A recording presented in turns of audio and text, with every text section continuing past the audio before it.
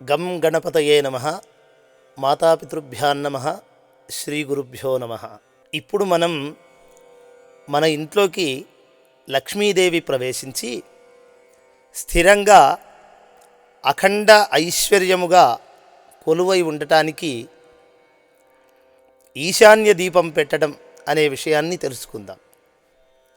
అంటే మనకు సహజంగా ఇండ్లల్లో ఈశాన్య స్థానంలో దేవుడి గది అనేది ఒకటి ఉంటుంది. అలాగే ఆలయాదులలో కూడా ఈశాన్య మూల ఆదిత్యాది నవగ్రహ దేవత స్థాపన జరిగి ఉంటుంది. ఇలా ఈశాన్యము అంటే ఈశానునికి ఈశ్వరునికి సంబంధించినటువంటి స్థానము అని. అందువల్ల మానవుడిగా జన్మించిన మనం మానవ జన్మ సార్థకం చేసుకోవటానికై మనము గణపత్యాది పంచలోక పాలకులు కానీ, ఇంద్రాది అష్టదిక్పాలకుల దేవత అనుగ్రహం కానీ, ఆదిత్యాది నవగ్రహ దేవత అనుగ్రహం కానీ, ఏ దేవతా అనుగ్రహాన్ని పొందటానికైనా ఈశాన్య స్థానములో మనం పూజించటం, ఆరాధించటం అవసరం.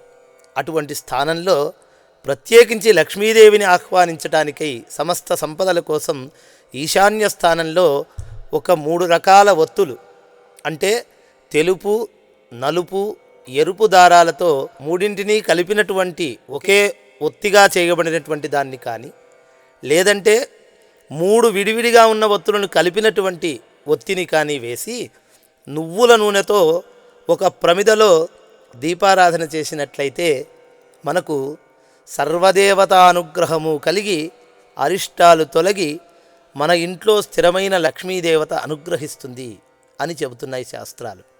అయితే అందులో కూడా ప్రత్యేకించి ఒక శుక్రవారం నాడు మొదలుపెట్టి ఉదయం 6 గంటల నుంచి 7 గంటల మధ్య శుక్రహోరలో మనం ప్రారంభించి వరుసగా 20 రోజులు కానీ, లేదు నియమబద్ధంగా చెయ్యగలిగి ఉంటే దీక్షగా శుక్రవారం అలా 20 శుక్రవారాలు కానీ ఎప్పుడైతే మనం ఆచరిస్తామో అప్పుడు మన ఇంట్లో లక్ష్మీదేవి ప్రవేశించి విష్ణుదేవునితో సహా స్థిరంగా మన ఇంట్లో కొలువై ఉంటుంది అని శాస్త్రాలు చెబుతున్నాయి.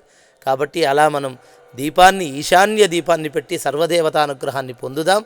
ఈ వీడియో నచ్చినటువంటి వాళ్ళు లైక్ చేయగలిగిన వాళ్ళు లైక్ చేయటం, మరీ నచ్చితే షేర్ చేయటం, ఇంకా నచ్చితే కామెంట్ చేయటం చెయ్యండి. జయోస్తు, విజయోస్తు, దిగ్విజయోస్తు.